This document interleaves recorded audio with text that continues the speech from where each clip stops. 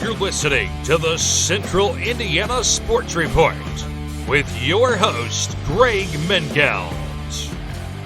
Good morning, good afternoon, or good evening. Whenever you're listening to the Central Indiana Sports Report, we think you've made the right choice. Today is November 26, 2024. It is a Tuesday. You know what that means? It's another day for the Central Indiana Sports Report. I'm your host, Greg Mengelt, and I love Central Indiana basketball. Basketball season is officially in full swing. The boys' basketball season got underway Monday with Taylor's win over Cross Point Christian. We'll have a report on that one coming up. And there are 9 local game Tuesdays on Tuesday that we will preview momentarily. In the last few days, we've released our season previews of the Elwood Panthers, the Frankton Eagles, the Madison Grant Argyles, the Alexandria Tigers, and the Tri-Central Trojans. Please go and find those. Also, first thing this Thursday morning, we'll release our CIC boys basketball season preview. Michelle Garman and I did that one together. She will be coming up here in a moment with a Tipton Tri-Central preview. We talked to several CIC head coaches about the CIC race heading into the season. A reminder, we'll have a boys basketball scoreboard every day this week. In every scoreboard, we'll give you as much information as we can on the games that were played the night before and preview that night's games. And every Monday, the only day that we don't have a scoreboard section, we'll have our week in review, where we review every area team's week, name players and teams of the week, announce our top 10 power poll, and we also talk to as many coaches as we can find. So join us again tomorrow and the next day and the next day and the next day and the next day and the day after that for the Central Indiana Sports Report if you are a basketball fan. To Monday's only area games, Javon Harris scored 18 points and Keyshawn Galloway had 16, and Taylor won their first game of the season, the first game in Central Indiana, in fact. The Titans led visiting Cross Point Christian, an Indianapolis school, 14-2 at the end of the first quarter and 31-3 at the half in the 53-12 victory. Junior Phil Fitzsimmons led the Panthers with just 4 points. He went 2 for 2 from the field. The rest of the team was 1 for 29 and 1 for 20 from deep. Taylor, which is coming off a 17-9 season, is off until next Tuesday when they host Believe Circle City. Their first game against an IHSAA opponent is December 6th against Northfield. Taylor beat the Norsemen, who went 6-18 last year, 62-31 in December. Tipton goes to Tri-Central for the Anderson Pilgrim Cup, a county rivalry between the two schools in Tipton County. That's Tuesday, Central Indiana Sports Report, game of the day. And Michelle Garman will be there covering it. We will have a full report on Wednesday's Central Indiana Sports Report. Tipton went 24-3 last year, started with 14 straight wins, and won the program's 29th sectional championship. The Devils started last season with an 80-34 win over the Trojans. They've beaten Tri-Central 16 straight years.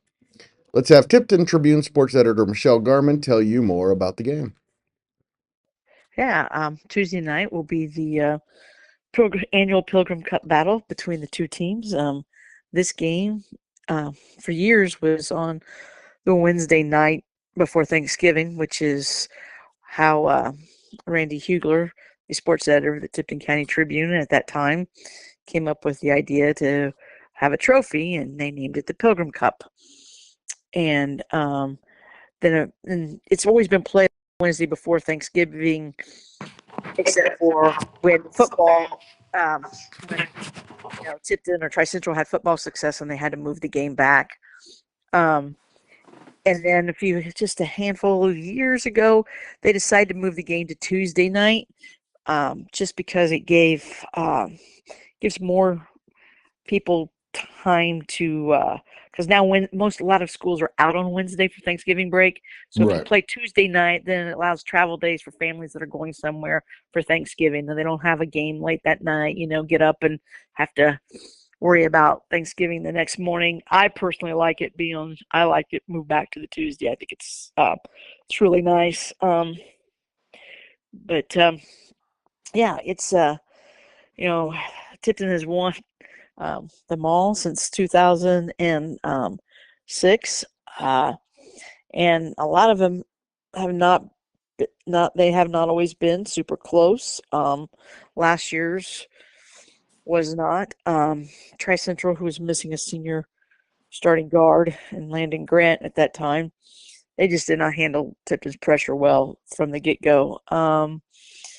Now, the Trojans graduated Grant, and they graduated point guard Stetson Newcomb, and so who they can, who Tri Central can find to handle the ball and steady the court will be key. But both teams have really good players returning. For Tri Central, they'll be led tomorrow night by senior guard Drake Ramsier and junior post player Jay Jankowiak. Jankowiak has got really nice hands and a soft touch inside. He's a really good defender. He is their goalkeeper in soccer and does a great job there. Ramsier is a slashing, penetrating guard who can knock down the open three. He can score in a variety of ways. That said, now Tri Central is going to have to contend with Tipton's senior duo of 6'4", 6'5" senior point guard Grady Carpenter, who was a 4-year starter at point guard. Just recently signed to continue his career at Grace. Great program. Yes. And, I wouldn't be surprised to see, I've said online, I wouldn't be surprised to see Grady follow kind of the same path that Ben Humrickhouse has followed, because Grady's a lot like Ben. Ben, he's a man now, but when he was built a lot like Grady, just about 2-3 inches taller than Grady, but that long, lanky, not super, hasn't really turned into a man yet. You know what I'm getting at, Greg. You kind of know your changes. Like a guy a lot of times will start to broaden his shoulders and shit, and but Grady is outstanding. He can slide, he can do it all. I mean, he can knock down long range threes. He can drive to the basket. He's great on the boards. He's a great defender too. He will guard. He can guard a guard. He can guard a forward. He can guard a center. He can guard a post. And then he's complemented in the backcourt by senior Sam Quigley. This is Sam's second year starting, his third year with major varsity minutes. He was one of the top subs to come off the bench as a sophomore. And Sam is somebody who his game has just gotten better each and every season. He's improved a lot. And he is a great defensive player, and he's fully capable of hitting down open threes, and he hit some last year early in that game that, was a pick your poison type of thing for Tri Central. They left Sam open, and he made them pay early. And he can do that. He can also drive to the basket. Sam will lead the Blue Devils in floor burns. And then Tipton, they have a lot of sophomores. Their sophomore class was outstanding in middle school, and they did a nice job on the JV last year. They're athletic and they're big. You've got Peyton Aller, sophomore guard. You've got the 6'8" sophomore Grayson McFalls. I think McFalls, he really puts in a lot of time, individual skill time in the off season, working on his footwork.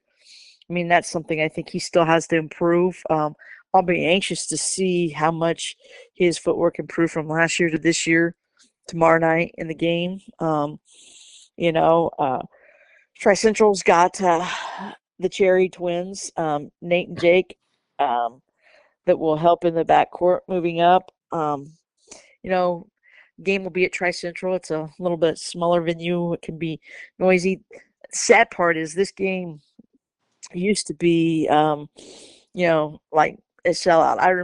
I literally remember when you're going out to Tri Central, and it really was standing room only. I mean, I think they sold more tickets than they had seats in the gym.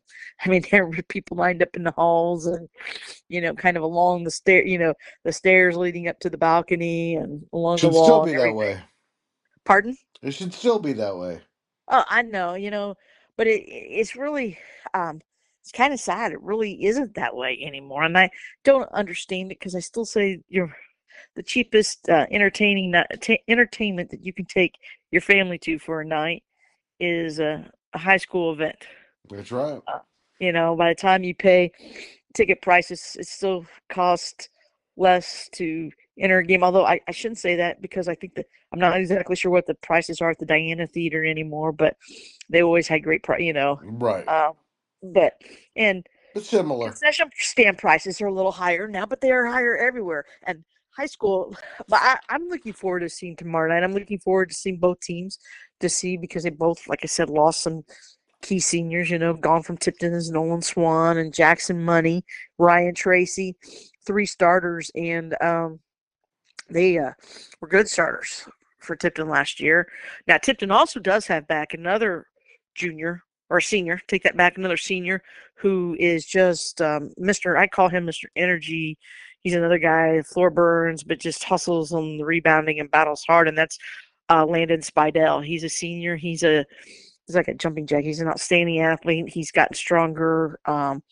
He helps give Tipton, an edge inside and some depth. They have a little bit of experience there with him in there too. But I'm just anxious to see how both teams play and where they're at, and how they fill the roles from those kids that graduated last year. And I hope it's a really good game.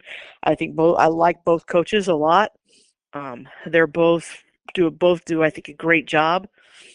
And Cliff Hawkins for Tipton, who, by the way, Cliff Hawkins was a coach for the Tri Central Trojans back in the 80s. And then he's made a lot of other stops along the way. DeKalb, were you up in Fort Wayne when he was at I DeKalb? was. Yeah, and Coach Luke Recker up there. And I was also down in Madison. Yeah, okay, Madison. He's been at Center Grove and North Miami. I mean, he has been a lot of places, and he's closing in on 600 wins for his career. I think he's 5 or 6 wins away, and which is pretty incredible when you think about it. He And is then, you got 15. Cam Hyman at Tri Central, who is he's a Madison Grant native. So I think back when Cam was in school and played, he would have got a kick out of your High Five Fridays. Yes, he would. He and I actually met today for the first time, and I knew his brother well. I covered the Madison Grant Argyles when he was there, and I was covering them for the call leader. So, but I did not know Cam at all until today. By the way, Coach Hawkins, 15 wins away from Oh, 600. 15, okay. 15, yes. And Coach Heineman is in his third year, going into his third year with Tri Central. Yeah, Cam when coaching at Tri Central, he was the JV coach for a long time, and then when Bill Bowen left, he then he became the head coach. Bill Bowen is now he left, and he's at Sheridan, his alma mater, by the way. So, but should be yeah, a good season for both teams, right? yeah, I think it will. And the nice thing I think for both coaches, especially this year, is they play tomorrow night, and then they don't play again until I think like December 6th. I know Tipton's December 7th when they host Frankton, and Tri Central's that weekend too. So when you have teams like that, you get to go into county. You're gonna, especially because Tipton didn't get its scrimmage in last Thursday because of weather. So it will give Cliff and his staff an opportunity to play somebody in a full game, in game environment, and then to tweak whatever they need to tweak before, they play again. And kind of the same thing with Tri Central. It's a nice test. I think when you have young teams, sometimes it's nice to play, have a few days off, play a couple games and have a few more days off. I think you kind of like those longer times off at the beginning of a season when you have young teams, because those young kids still need to work on some fundamental things, and just teaching even the basics team concepts on defense, like rotations of your zone or man and where you want to rotate. And people don't understand, you don't have to be have great basketball talent to be a great defender, but you do have to have defense is really good. Team defense is only really good if you know how to rotate, buy into that fact that it's like you're 5 players on a string, and when one goes, everybody's got to move to make it easier to, so. But yeah, I look forward to it. I think it should be I think it should be a good game. It's a great way for get to go watch some basketball and then enjoy the holidays. Thanks again to Michelle for that report. Madison County also starts off with a bang Tuesday as well. 11th ranked Anderson begins its season at home against Pendleton Heights. The Indians went 18-6 last year under Donnie Bowling. It was their 3rd straight season with at least 18 wins. Anderson returns nearly its entire roster, including D1 recruit and junior all-star Damian King, who averaged 23.3 points, 8.4 rebounds, and 2.3 steals last year. Javon Warfield is also back after averaging 13.7 points, 5 boards, 2 steals, and 2 assists last season. Anderson has beaten the Arabians 8 consecutive times over the last 4 years. Pendleton's last win came in November of 2029. That was 60-59 over an Anderson team that won 2 games. Pendleton went 11-13 last year under head coach Joe Buck, who's entering his 16th season for the Arabians. They've won at least 10 games in 14 of the previous 15 seasons with Buck on the bench. We hope to get a report from the game from the Herald Bulletin's Rob Hunt for Wednesday's boys basketball scoreboard. Elwood had its best record since 2013-14 last year when it went 8-16. However, the Panthers were beaten 56-19 at home to open the season against Jay County. This year, the Panthers start off at Jay County, the alma mater of Elwood head coach Ryan Van Skyok. Jay County head coach is Jerry Baumholt, who's 6 wins shy of 600 for his career, and he is from Elwood. The Patriots went 8-14 last year in Baumholt's 4th season in Portland. Of course, he's had a lot of successes and a lot of different stops in his career. Jay County graduated 4 key players last year, but star junior Graydon Swavlin returns after averaging 15 points, 4.3 rebounds, 2.6 steals, and 2.4 assists, and 1.4 block shots per game last year. Elwood has 3 games in their opening week. They host Hamilton in their home opener Friday, then go to Anderson Prep on Saturday. We'll have more on all of those games throughout the week, and a report from Elwood Jay County on Wednesday's boys basketball scoreboard. Speaking of Anderson Prep, the Jets get going Tuesday night against Alexandria in the second part of a girls-boys doubleheader. Alexandria is coming off a 13-win season last year, including an 80-44 win over Anderson Prep to start the season. However, the Jets did come back and beat the Tigers in overtime in the Madison County tournament. It was one of the Jets' 4 wins last year. That snapped a 17-game losing streak to Alexandria. The Tigers lost a lot from last year's team, but also returns a young and talented group with some varsity experience. They'll be led by senior Carson Hall, who is their top returning scorer, sophomore Connor Kettery, and junior guard Mason Fuller, who's coming off a stellar football season. Seniors Lincoln Fothauer and Cameron Anderson return for Anderson Prep, after combining for 27 points, 8 rebounds, 4.5 assists, and 3 steals per game last year. Later this week, Alexandria goes to West Dell and the Jets host Elwood. It's a new era in Blackford County for Blackford boys basketball. They get to play with their new toys Tuesday night at home against Southwood. Blackford is expected to have the best freshman class in the area. It's also the start for new head coach Aaron Daniels. He replaces Matt Justin, who led Blackford to a 13-11 record last year.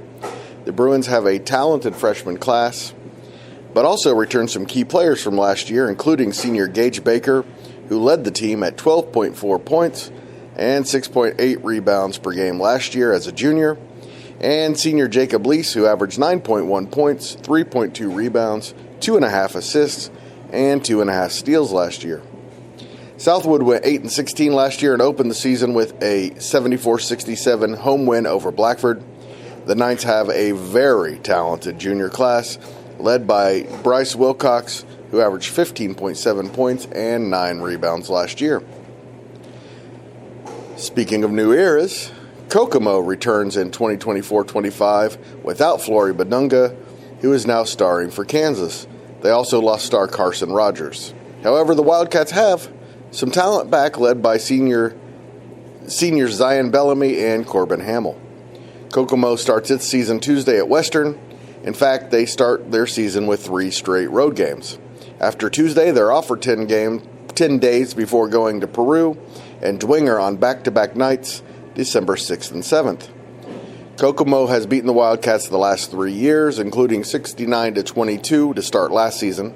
The Panthers went 5-17 last year, but returns most of its roster from last season, including Carter and Hudson Biggs, who combined for 18 points, 8 rebounds, 6 assists, and 2 steals between them last year. Carter is a junior and Hudson is a senior. The Panthers go to Twin Lakes on Saturday. Matt Luce's Wapahani Raiders return after last year's historic season, but lost a couple of stars as well. Wapahani is averaging 19 wins per game over the last decade, or per season over the last decade. However, Isaac Andrews is now at Indiana Wesleyan and Nick Cook is running at IU Indy. Don't feel too bad for the Raiders. They have plenty of talent returning and should be elite again in 2024-25. They open Tuesday at home against Muncie Central. The 8-time state champion Bearcats are coming off a disappointing 8-17 season and graduated their top 3 players. After this one, Central is off for 8 days before hosting Garin Catholic in its home opener on December 4th. Sheridan had its second straight double-digit win season under Bill Bowen. The Blackhawks host Cowan, which won 21 games combined the last 2 years. Cowan went 11-12 last year and beat Sheridan 79-73 in February. However, the Blackhawks graduated their top 6 players from last year's team. Sheridan returns sophomore Trey Page, who averaged 13.1 points and had 39 points and a win over Anderson Prep in his freshman season. Northwestern improved from 8 wins in 2023 to 12 last year. The Tigers opened Tuesday at home against Pioneer. The Panthers went 9-14 last year. Northwestern and Pioneer haven't played each other since December of 2008. The Tigers open conference play Saturday at Lewis Cass. And Liberty Christian is expected to be a state championship contender in Class A. The Lions open Tuesday at home against Phelan Academy after going 18-10 last year and winning a regional under head coach Norman Anderson. The Lions return their top 2 players in almost their entire roster. Sophomores TJ English and Kendrick Martin both return after averaging double figures last year and more than 5 rebounds per game apiece. Martin also averaged 2 assists and 2 steals per game. And now you know everything that we know. Thank you to Michelle Garman for her preview of the Tipton Tri-Central game, and thank you for listening. Please go right now, like, subscribe, and follow us at SoundCloud, Spotify, Apple Podcasts, or Amazon Music, or now on YouTube. Go ahead and subscribe on all of them if you want. And you know what would really help if you would tell a friend about the Central Indiana Sports Report.